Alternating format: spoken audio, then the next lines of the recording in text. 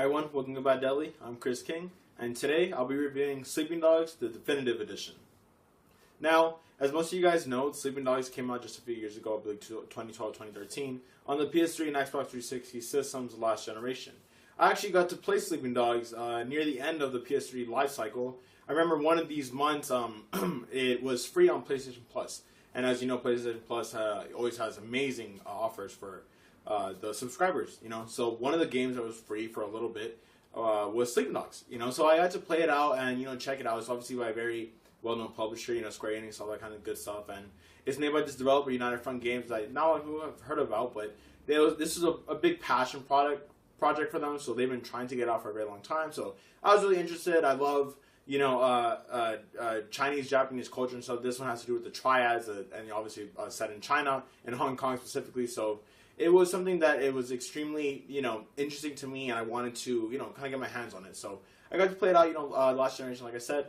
And when I heard that they were doing a Definitive Edition for PS4, I was obviously very excited because I got to get back into this kind of world that, I was pretty interested in, and see how it ran on this new hardware. Well, as we know, Square Enix, along with many other different publishers and developers, they've been wanting to get on this game of kind of rehashing their games that they released on the last cycle, and they want to release like HD ports essentially of them for PS4, if you want to call it that.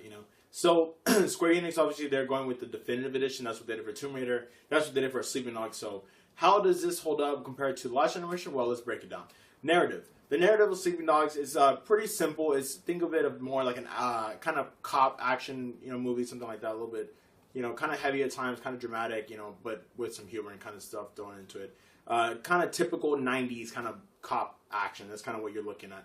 You play as Wei Shen, a man who was a former triad who moved to America for a little bit to get away from that kind of lifestyle when, his sister kind of went under, and his mother as well. So he's back in Hong Kong working on the police force there, who's working as an undercover cop to infiltrate the triads and kind of break them down.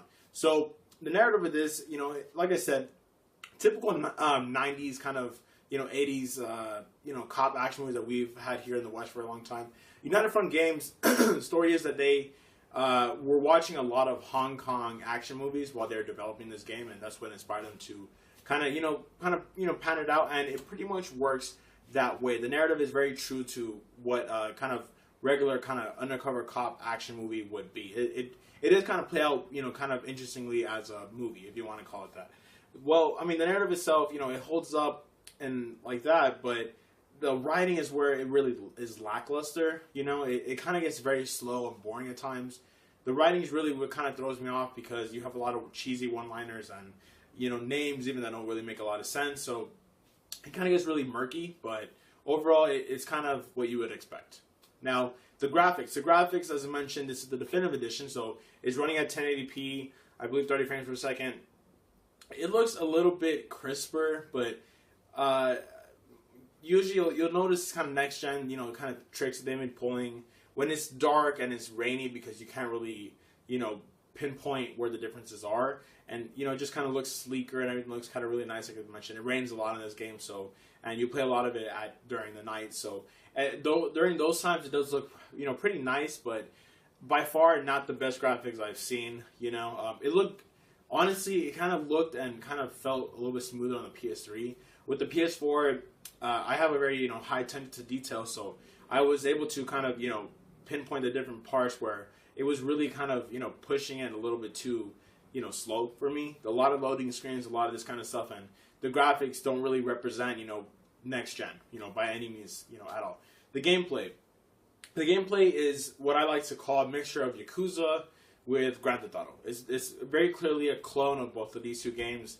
Yakuza being set in Japan, Grand Theft Auto, most of the games being set in America, and you just kind of, mash them together, and you're setting in China, the triads, with the cop kind of role. So it's a perfect kind of marriage of those two concepts of wanting to immerse you in this kind of world that they've created. However, it turns out it kind of ends up being very, very generic. It runs to the exact same walls that Watch Dogs, kind of ran into. As I mentioned, I played this on the PS3, and at the time, it was kind of interesting because we didn't have Watch Dogs back then, but it was obviously a really Grand Theft Auto clone, and like I mentioned, Yakuza. A lot of people out here in the West have not played Yakuza. It's popular, the popular franchise by Sega. I love Yakuza games and all of Grand Theft Auto, but my problem with a lot of these clones like Watch Dogs and Sleeping Dogs that they really don't go anywhere out of their way to, introduce anything original. So the gameplay itself, you have the combat style of what I like to call, kind of a, that Batman kind of, counter system, but you also have the third person shooting techniques of, some of these Grand Theft Auto games or Red Dead Redemption, if you will. Now, one of the last parts that I really want to kind of touch on is the replayability. With these open world games, you tend to want to, kind of introduce a lot of jargon, a lot of filler, for these games, so you can kind of get their, bang for the buck because they're charging $60 for this game. It doesn't really do too well in this department. It's about just kind of even. If you want to have a game that's going to be, kind of 20 hours plus, well, this game can provide you with that. However, it doesn't really introduce anything that's fulfilling and wants you to keep coming back. The Definitive Edition includes the Year of the Snake DLC and the Nightmare at North Point DLC. I actually purchased both of those on the PS3. I don't always buy the DLC packs because they tend to be just kind of filler. But I was so intrigued with this game, and I wanted it to be so good on the PS3 cycle that I ended up paying for both of those. And the Definitive Edition get all the, for one price, which is a nice, kind of compliment. However, the replayability is just, it's just kind of repetitive, like most open world games are these days. But what it made me realize is that, like I said, open world third-person games, they're hitting a wall. And it's a wall that really needs to be broken down this beginning of this next-gen cycle, because I just cannot deal with having, 30 more third-person open-world games in the next 10 years that we're going to have if they're completely just being rehashed clones of Watch Dogs or Yakuza or Grand Theft Auto. We've played those games, and I love those games, and I want to see more of them, but we got to get some originality, In concept, Sleeping Dogs could have been very interesting. It's, it comes from a bloodline of, pretty well, like raised, developers, all this kind of stuff, and, pretty sophisticated techniques that they're using to implement with the gameplay and, lighting and all this kind of stuff. It looks nice, but it overall just doesn't really hold up too much. The Definitive Edition's not something I'd recommend necessarily, you have to upgrade if you played on the PS3. However, if you've never played Sleeping Dogs, it's a pretty nice, game that you can get at a discount maybe the next year or, maybe as a Christmas present. Well, you guys, I hope you enjoyed this review. I have to say, like I mentioned, Sleeping Dogs wasn't anything, too phenomenal or too, like, pushing the boundaries in any sort of genre, but it did its job. It did its job was to be an open world game and introduce, a different culture to, a lot of these, Western third-person games that we always have, and all of them tend to be set in America. Well, this one being set in China, it's a little bit of different.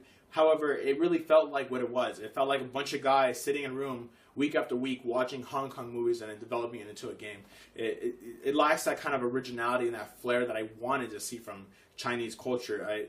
A note to a lot of those developers out there, if you're going to have a game set in a different country, stay true to those kind of origins. I don't want to see anything that looks Americanized, at least. I'd rather have a game with subtitles, full dialogue in Chinese, or Cambodian or whatever it is that you guys are trying to do, or Japanese, whatever. But that allows for you to immerse yourself a little bit, nicer in this kind of world. Sleeping Dogs gets a 3 out of 5. As mentioned, guys, thank you for watching this video. If you have any comments, questions, you guys can shout them down below. And thank you for watching.